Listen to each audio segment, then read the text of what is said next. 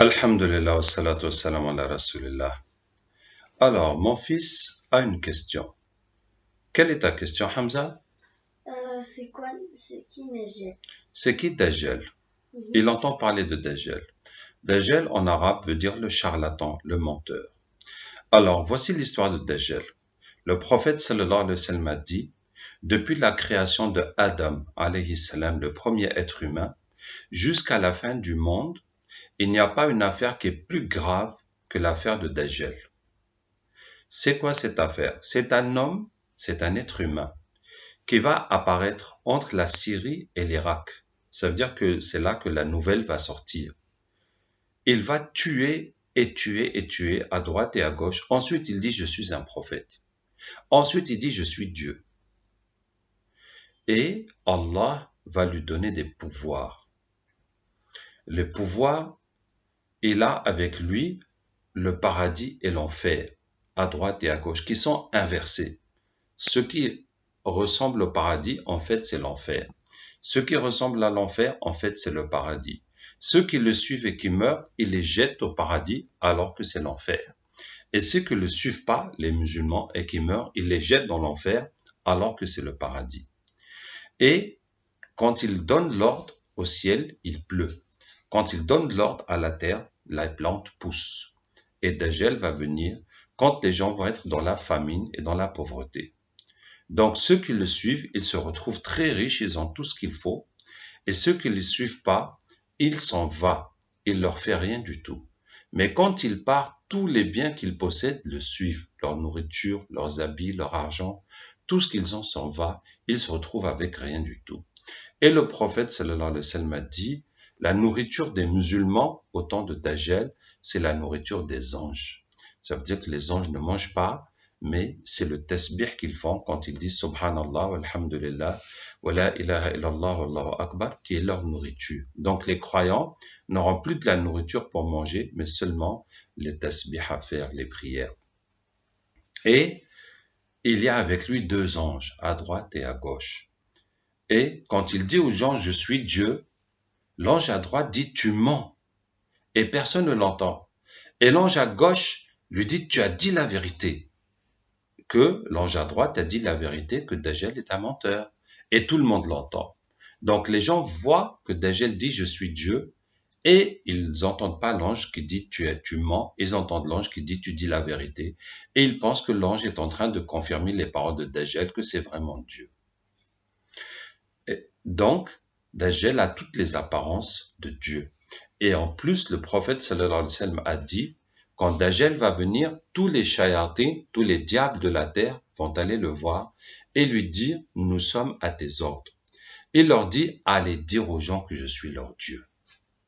Et les diables viennent chez la personne sous forme de son père, de sa mère, de son frère, de sa femme, de son mari, etc. pour lui dire, Dieu est arrivé, Dieu est arrivé. Et il dit non, s'il est croyant, il va dire non, vous êtes des diables, vous mentez. Et ils vont partir. Donc, il y a aussi, le prophète sallallahu dit qu'il est écrit, entre les yeux de Dajjal, il est écrit kafir, mécréant. Et tout croyant peut le lire, qu'il sache lire l'arabe ou qu'il ne sache pas. Donc, l'épreuve de Dajjal, ça veut dire que ce sera une épreuve dans toute la terre. Le prophète sallallahu a dit, il a une mule, entre ses oreilles, il y a 70 coudées, ça veut dire 35 mètres. Entre les oreilles de la mule, ça veut dire que c'est un avion. C'est un avion privé, qui va lui permettre de voyager très vite. Le prophète sallallahu a dit, il passe comme le vent. Il va aussi vite que le vent. Et il va aller dans toutes les villes du monde, sauf la Mecque et Médine, où il ne peut pas entrer. Parce qu'il y a des anges qui la gardent et qui l'empêchent de rentrer. Et quand il va arriver à Médine, il ne peut pas rentrer, il va dire, c'est la ville de cet homme-là, du prophète Mohammed sallallahu alayhi wa sallam. Et à ce moment-là, il va y avoir un tremblement de terre à Médine, et tous les hypocrites et les mécréants, tous ceux qui n'ont pas la foi, vont fuir de Médine pour le rejoindre à l'extérieur, sans que lui-même ne rentre à Médine. Donc l'épreuve de Dajjal, c'est l'épreuve de la foi. Est-ce qu'on croit en Allah, le Créateur, ou bien on va suivre cet homme qui dit qu'il est Dieu et qui détient la richesse, la pauvreté, qui est là pour résoudre les problèmes des gens. c'est ça. Et Dajjal, d'abord, c'est un juif. Et c'est les juifs qui préparent sa venue et qui sont les encadreurs et les organisateurs de son programme. Deuxièmement, les chrétiens croient que Jésus est Dieu et que Jésus a été tué sur la croix et qu'il va être ressuscité, qu'il va revenir. Et beaucoup de groupes chrétiens annoncent la venue de Jésus, alayhi salam. Et bien sûr, quand Dajjal va aussi se faire passer pour Jésus, pour la réincarnation de Jésus. Donc, beaucoup de ces chrétiens se préparent à le suivre.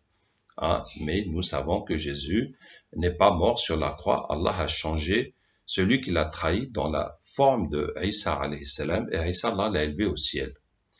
Et j'étais une fois en Inde, et j'ai rencontré un brahman, ça veut dire c'est un imam, c'est un chef religieux de la religion hindoue, et je lui dis, c'est comment votre religion? Il a dit, chez nous, Allah n'envoie pas des prophètes. C'est Dieu lui-même qui vient régler les problèmes sur terre. En tout, il doit venir 10 fois. Il m'a dit, le gros bonhomme que tu vois assis comme ça, ils ont une statue d'un gros bonhomme bien rouge. Il a dit, ça, c'est Dieu quand il est venu la 9e fois. Et il doit venir une 10e et dernière fois pour mettre la paix et la foi dans toute la terre. Je me suis dit, subhanallah, vraiment, leur religion, elle est programmée pour attendre la venue de Dajjal. Et ce qui fait que presque toute l'humanité va le suivre. Beaucoup de musulmans aussi vont le suivre. Le prophète sallallahu alayhi wa sallam a dit, il y a des musulmans qui vont suivre Dajjal et qui disent on le suit uniquement pour la nourriture, puisqu'il n'y aura pas à manger, et on leur dit il faut faire le tasbih. Ils disent mais qu'est-ce que tu racontes? Comment je vais faire du tasbih pour manger? Alors vous voyez le danger quand on vit dans les péchés et quand on fait un travail qui est haram, comme de vendre l'alcool, ou bien on touche à la corruption, ou bien on fait du mal aux gens, ou les femmes qui vont se donner aux hommes pour avoir des bons postes et qui vont se nourrir avec le péché. Comment quelqu'un qui a passé toute sa vie à faire des péchés pourra croire qu'il peut se nourrir avec le tasbih, puisque déjà, il ne pouvait pas croire qu'avec le halal, il peut vivre. Vous voyez? Donc, beaucoup de musulmans aussi vont le suivre en disant qu'ils le suivent que pour la nourriture. Et le prophète sallallahu alayhi wa sallam a dit, il y a un croyant qui va aller affronter Dajjal. Et quand il va, alors que tous les gens fuient, les musulmans même fuient pour ne pas le rencontrer, qui fuient dans les montagnes, dans les endroits isolés où il ne viendra pas, puisqu'il va aller dans toutes les villes. Et donc ce croyant, les soldats de Dajjal l'attrapent. Et ils lui disent, où vas-tu? Il dit, je vais à celui-là qui est sorti. Bon, en arabe, ça veut dire celui qui a fait toute cette histoire. Je vais à celui qui fait cette histoire. Ils disent, comment? Tu crois pas en notre Dieu? Et dit, je connais très bien notre Dieu. Et vous voyez comment il essaie de ruser pour ne pas dire qu'il croit en Dajjal ou qu'il ne croit pas en Dajjal. Mais les gardiens sont très malins, et ils ont compris que lui, il n'est pas avec eux, qu'il essaie de ruser. Et ils disent, tuez-le. Et puis ils disent, non, notre Dieu nous a interdit de tuer personne, sauf par sa permission. Ça veut dire que Dajjal n'a pas besoin de violence pour que les gens le suivent. Il n'a pas besoin de faire la guerre ou de tuer les gens, c'est seulement avec la pluie, avec les plantes, avec la richesse et avec les miracles qui montrent que les gens le suivent. Et ceux qui ne le suivent pas, ils les laissent et ils deviennent pauvres. Alors ils disent, emmenez-le à Dajjal. Et quand il vient, Dajjal est en train de parler devant les gens. Vous savez, c'est la modernité. Il y a les micros, les télévisions dans le monde entier. On est en train de montrer les miracles de cet homme et que voici le Dieu. Et quand ce musulman arrive avec Dajjal, il ne lui parle même pas. Il s'adresse aux gens. Il dit, hey Yohannes, aux gens, voici le Dajjal que le prophète sallallahu alayhi wa sallam a dit. Le prophète sallallahu alayhi wa sallam a dit qu'il y a les 2 anges avec lui. Il a dit qu'il fait la pluie et qu'il fait pousser les plantes. Il a dit qu'il a le paradis, l'enfer, mais ils sont à l'envers. Il a dit que c'est écrit sur son front, kafir, mécréant. Il a dit que son œil est borgne. Et il explique. Et les gardes de Dajjal le prennent et le tapent et le tapent et le tapent. Et Dajjal lui dit, est-ce que tu crois en moi? Et il dit, tu es le faux menteur, tu es le faux messie, le charlatan. Et Dajjal prend une épée et le coupe en 2, de sa tête jusqu'au milieu de ses jambes. Et Dajjal passe entre les 2 morceaux et lui dit, lève-toi. Et il se lève, et il se lève. Et Dajjal dit, est-ce que tu crois en moi maintenant? et dit, j'ai encore plus de certitude que c'est toi. Pourquoi il a plus de certitude? Parce que le prophète sallallahu alayhi wa sallam a dit que ça va se passer comme ça, hein, et jusqu'à ce que ça s'est passé sur lui-même. Donc maintenant, il a encore plus de foi et de confiance que c'est vraiment ça, c'est vraiment lui. Et cette histoire que le prophète sallallahu alayhi wa sallam a racontée depuis tout ce temps-là, c'est maintenant que ça lui arrive. Et alors, et le musulman s'adresse encore aux gens, dit, écoutez, il ne pourra plus jamais tuer personne maintenant. Et Dajjal prend un couteau pour l'égorger, mais Allah va mettre du cuivre comme du fer sur sa gorge et il n'arrive pas à l'égorger. Et donc Dajjal le prend et le jette dans l'enfer et qui est en fait le paradis. Et le prophète sallam dit, cet homme, c'est celui qui est le plus grand martyr, hein, qui est le plus grand martyr chez Allah, qui est mort pour la cause d'Allah tabaraka wa ta'ala, puisqu'il s'est levé pour aller affronter Dajjal et dénoncer à tout le monde ce que Dajjal est. Ensuite, il y a des musulmans qui vont se battre contre Dajjal, qui vont leur faire la guerre. Et le chef des musulmans, c'est le Mahdi, le bien guidé. C'est un musulman qu'Allah va guider. Il va diriger les musulmans. Et les musulmans vont perdre cette guerre. Ils vont perdre la guerre contre Dajjal et contre son armée de juifs. Et le prophète sallallahu alayhi wa sallam dit que cette armée, un tiers va mourir. Ce seront les meilleurs martyrs chez Allah. Un tiers va fuir. Jamais Allah ne leur pardonnera. Et un tiers va résister. Et ceux-là ne seront jamais déviés. Ça veut dire qu'ils seront toujours dans le droit chemin jusqu'à leur mort. Et ceux qui vont résister, ils vont se cacher, ils vont monter dans une montagne pour se réfugier, pour se protéger de Dajjal, et ils vont être encerclés par l'armée de Dajjal qui sont les Juifs en bas. Et au bout d'un temps, un des croyants va dire aux autres, mais mes frères, on va rester comme ça jusqu'à mourir de faim, on n'a qu'à aller se battre. Allah nous donnera la victoire ou bien le martyr. Et ils s'encouragent comme ça et ils se préparent tôt le matin et ils vont faire subh dès que c'est l'heure pour aller attaquer avant que le jour se lève, avant qu'il fasse jour. Et quand ils ont fait l'iqama et que l'imam s'est avancé pour diriger la prière, c'est là que Isa alayhi salam, le prophète Jésus, Isa va descendre sur eux avec ses mains sur deux épaules d'ange, jusqu'à ce qu'il descende parmi eux. Et l'imam lui dit de s'avancer, de diriger la prière, et il dit non, cette prière c'est pour toi, et Isa alayhi salam va prier derrière le Mahdi.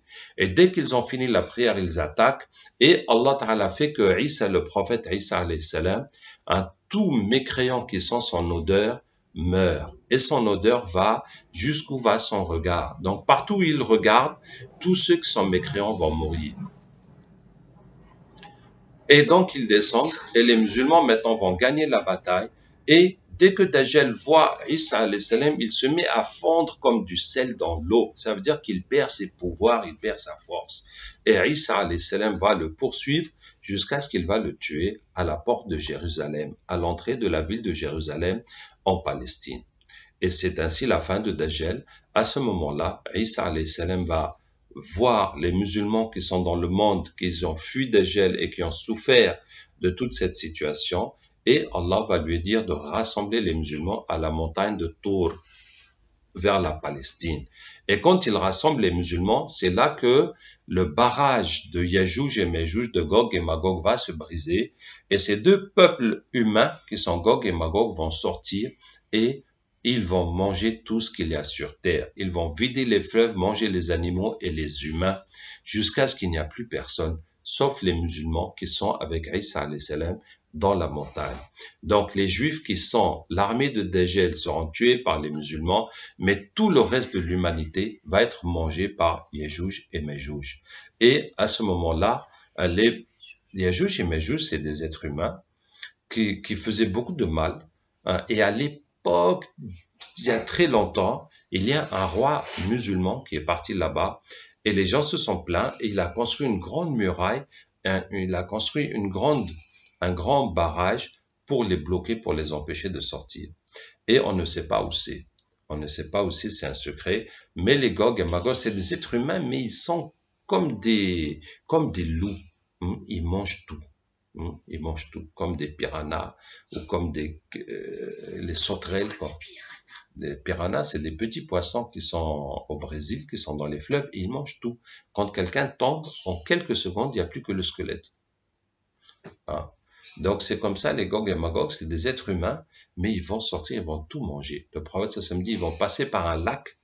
Quand les derniers arrivent au lac, ils disent, ah, il y avait un temps, il y avait de l'eau ici. Tellement ils ont bu toute l'eau qu'il y a dans le lac, il n'y a plus rien. C'est devenu sec.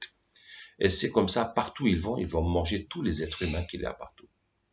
Donc, tous ceux qui ont suivi Dajjal, les Gog et Magog vont les manger.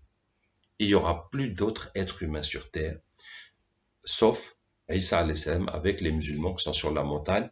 Les Gog et Magog sont aussi des êtres humains, mais Isa et les musulmans vont être coincés, ils vont prier Allah, et puis Allah va envoyer des vers dans les gorges de Gog et Magog, ça veut dire comme un microbe, comme une maladie, et ils vont tous mourir. Et quand ils sont morts, Allah va envoyer des oiseaux qui vont prendre des oiseaux, des grands oiseaux comme des albatros, qui vont prendre leur, c'est des grands oiseaux, des grandes cigognes, tu vois, qui ont des grandes bouches. Qui peut faire? Il peut ramener sa bouche là-bas. Oui, ils ouvrent la bouche très grande. Et les oiseaux vont prendre les corps des Gog et Magog et les emmener là où Allah sait. Et c'est là, il n'y aura plus que les musulmans sur terre. Et là va descendre une nouvelle pluie et sortir les bénédictions. Il y aura la paix sur terre. Isa alayhi salam sera le roi, en tout cas le commandant, le chef, pendant 7 années ou bien pendant 40 années. Pendant tout ce temps, il n'y aura pas de dispute entre deux personnes. Et tout le mal aura disparu de la terre. Après ça, la foi va encore se perdre et les gens vont se remettre à adorer les statues, et puis ce sera bientôt la fin du monde. En tout cas, voici l'histoire de Dajjal. Donc, il faut savoir que il y a des gens qui préparent la venue de Dajjal, on les appelle les Illuminati. C'est ceux qui préparent la venue de Dajjal. Et donc, les Illuminati, ils ont besoin il y a beaucoup de sang qui coule sur Terre. Donc, d'une façon ou d'une autre, ils provoquent des guerres pour que les gens s'entretuent tout le temps. Hein? Et ils ont besoin que les gens... Chut, calme-toi. Non. Ils ont besoin que les gens s'éloignent de la religion. Par exemple, ils se débauchent. Hein? Vous entendez peut-être parler, les enfants, de l'homosexualité. L'homosexualité, ça veut dire que ceux qui sont amoureux, qui font le sexe avec les mêmes que eux-mêmes, les hommes avec les hommes, les femmes avec les femmes. Et on veut vous apprendre dès l'enfance que c'est normal. Et est-ce que tu penses que c'est normal qu'un homme soit amoureux d'un homme et qu'une femme soit amoureuse d'une femme? Tu trouves que c'est normal? Non. Est-ce que quand tu as grandi, est-ce que tes parents t'ont expliqué que toi, tu es un garçon, il faut que tu sois amoureux d'une fille? Est-ce qu'on t'a expliqué ça? Non. Ou bien tu as compris ça tout seul? J'ai compris tout seul. Tu as compris tout seul qu'un garçon doit être amoureux d'une fille, une fille doit être amoureuse d'un garçon, c'est comme ça qu'on se marie et c'est comme ça qu'on fait des enfants. Donc, on veut vous apprendre que non, c'est pas normal, que tu es libre, que c'est seulement parce que les gens ont mis ça dans ta tête que toi tu penses ça. Bref, les Illuminati, ils veulent préparer tout le monde à la venue de Dajjal en les éloignant de la religion, en leur faisant plein de choses bizarres. Et nous qui travaillons dans la ruqya à soigner les gens, les djinns préparent les gens à Dajjal en leur faisant aller dans le shirk. Le shirk, ça veut dire l'adoration du diable, d'une façon ou d'une autre. Comme porter des protections, des objets de protection, des choses de la chance, aller dans les tombeaux des saints pour demander leur aide, dire des paroles qu'on ne comprend pas, comme par exemple le jeu des esprits, esprit es-tu là, poser des questions aux esprits, tout ça, et comme aussi les films où on banalise la sorcellerie, comme les films de Harry Potter, et comme la fête de Halloween, où on te montre que, voilà, on peut être un sorcier gentil. Alors que la sorcellerie, c'est toujours travailler avec le diable. Voilà. Qu'Allah nous aide et qu'Allah nous guide. Et est-ce que tu as bien compris l'histoire de Dajjal? Je sais pas. Bon. En tout cas, voilà. Donc, pour ne pas tomber dans le piège de Dajjal, il faut savoir que Dieu, Allah, ne peut pas devenir un être humain. Ça peut pas être un objet que nous, on voit. Ça peut pas être un être humain comme nous. Et que on doit s'attacher à notre religion, obéir à Allah et ne pas faire de péché, surtout vivre dans le halal, c'est-à-dire avoir un boulot qui est licite, qui n'est pas quelque chose que l'islam a interdit. et mettre sa confiance en Allah tabaraka wa ta'ala. Et il faut savoir que les épreuves sont de plus en plus difficiles, de plus en plus dures. Vous entendez combien de pays musulmans qui sont détruits par la guerre. Hein? Beaucoup de jeunes qui vont aller tuer au nom d'Allah, alors que c'est n'importe quoi. Ce n'est pas l'islam qui demande ça. C'est parce que, pourquoi? Parce qu'on leur met des choses dans leur tête, ils deviennent comme des fous.